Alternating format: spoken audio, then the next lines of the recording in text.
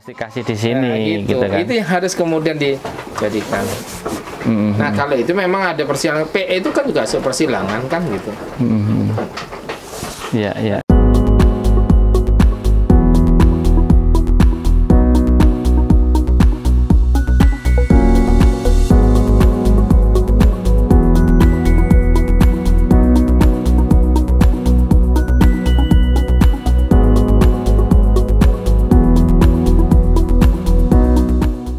Assalamualaikum warahmatullahi wabarakatuh. Alhamdulillah wa syukurillah wa nikmatillah la haula wala quwata illa billah.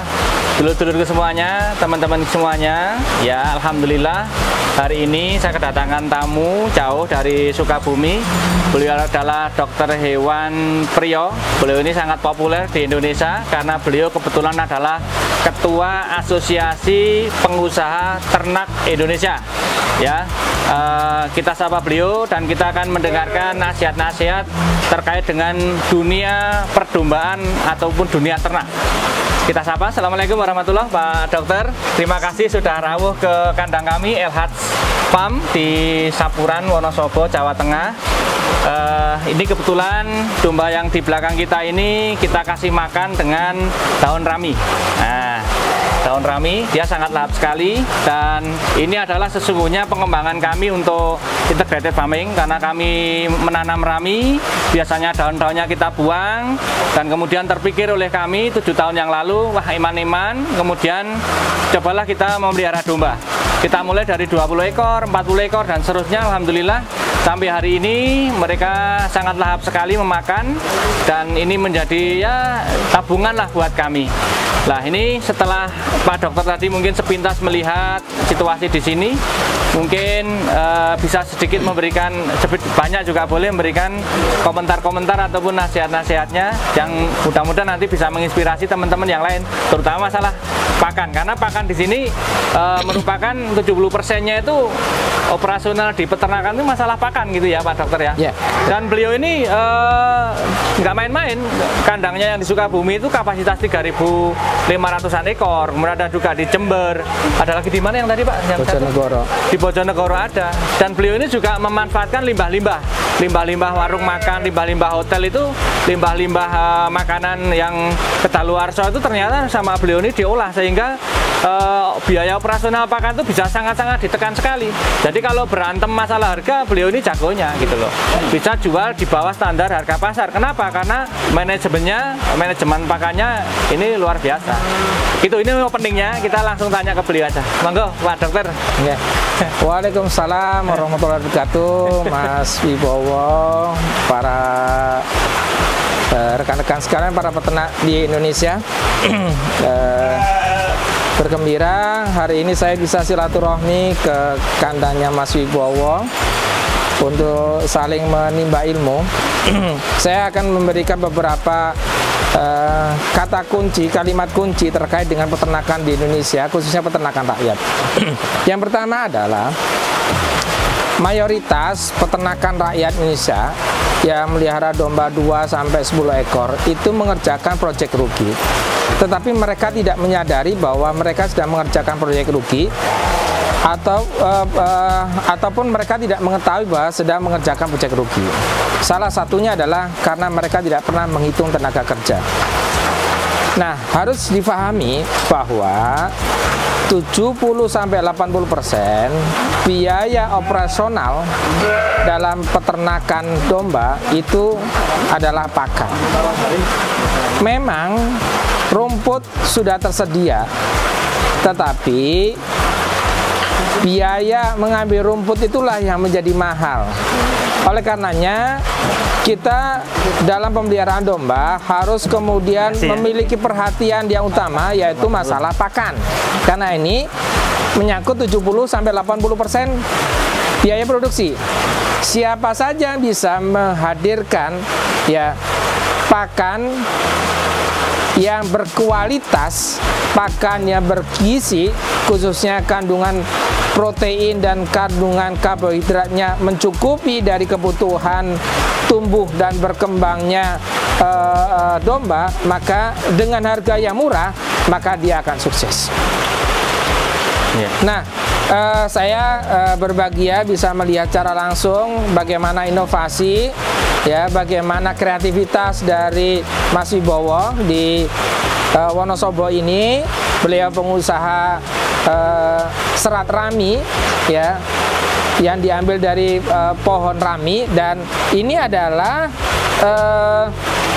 daun limbah, daun sisa.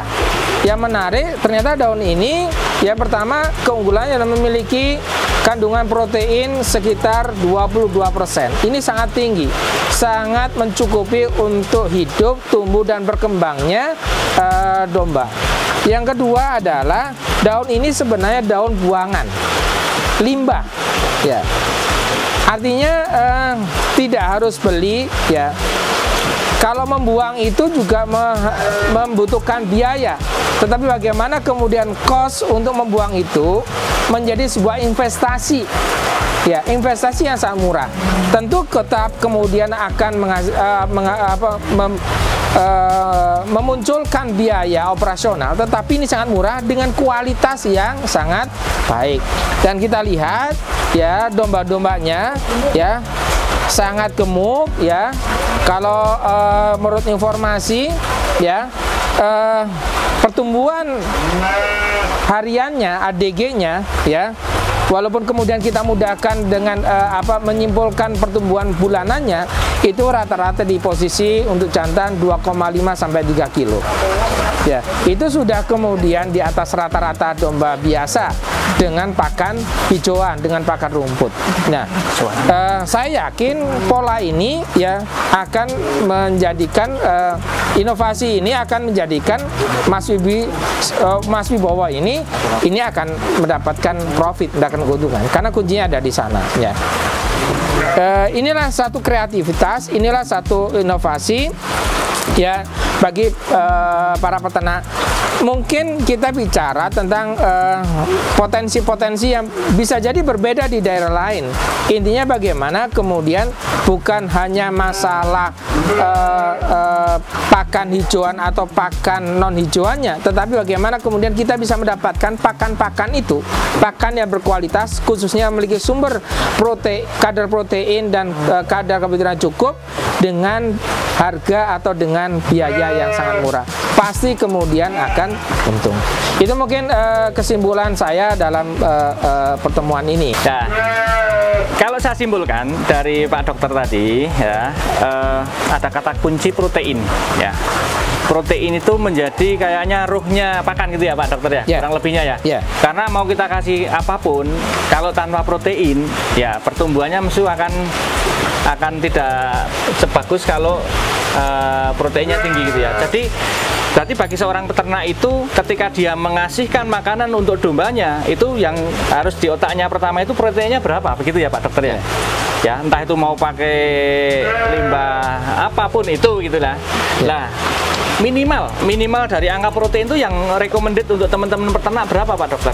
Kalau ternaknya ini bisa bertumbuh dengan normal, tidak mengalami stunting lah bahasa kedokteran, bahasa manusianya itu kuntitan.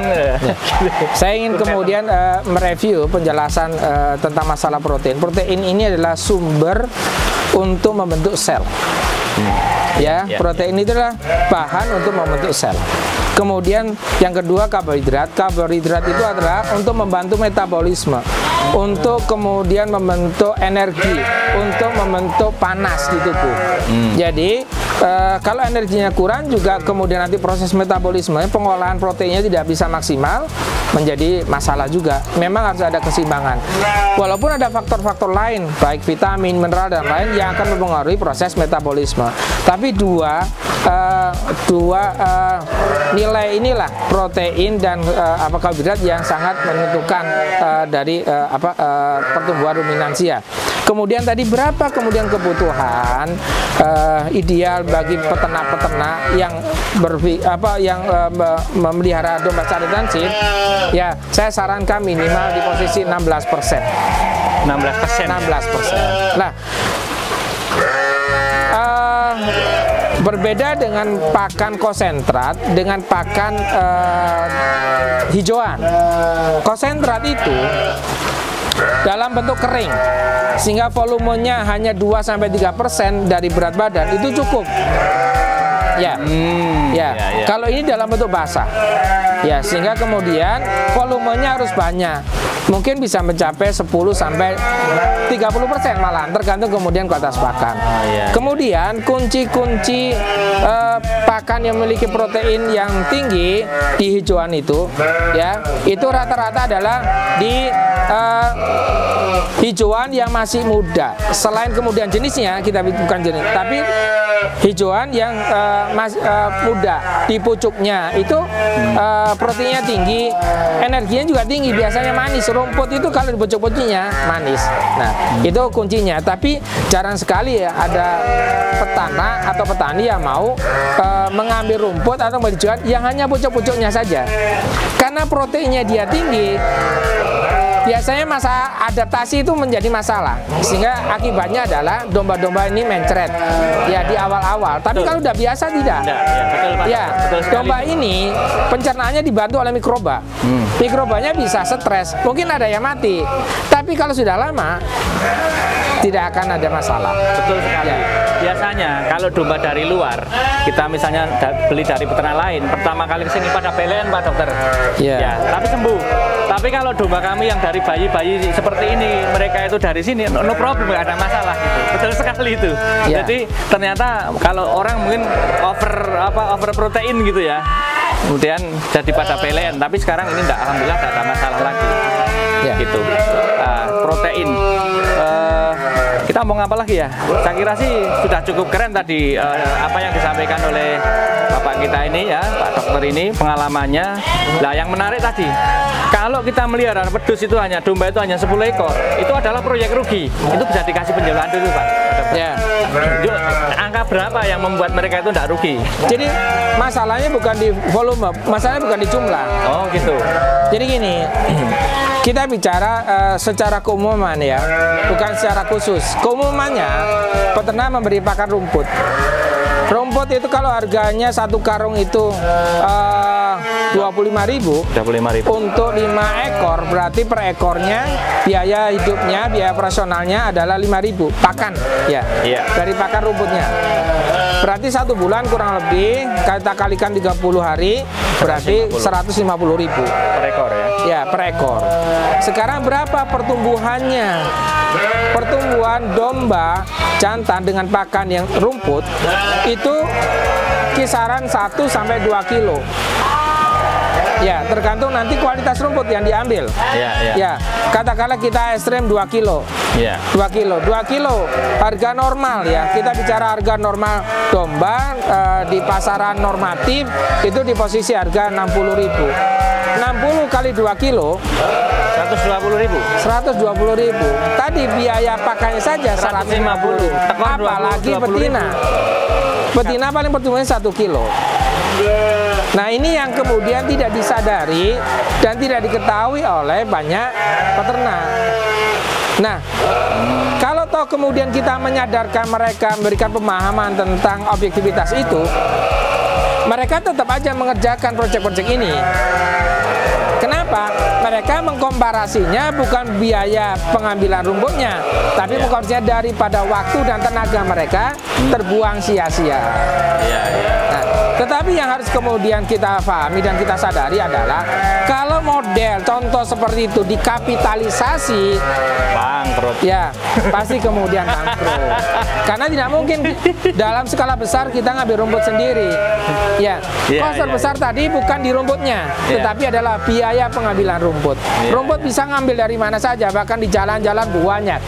Ya, yang kedua adalah terkait dengan rumput hijau atau hijauan ini, banyak kemudian peternak yang tidak menyadari di mana sebenarnya letak rumput yang berkualitas. Rumput yang berkualitas itu biasanya adalah di rumput yang posisinya di atas, di ujung-ujungnya atau yang muda.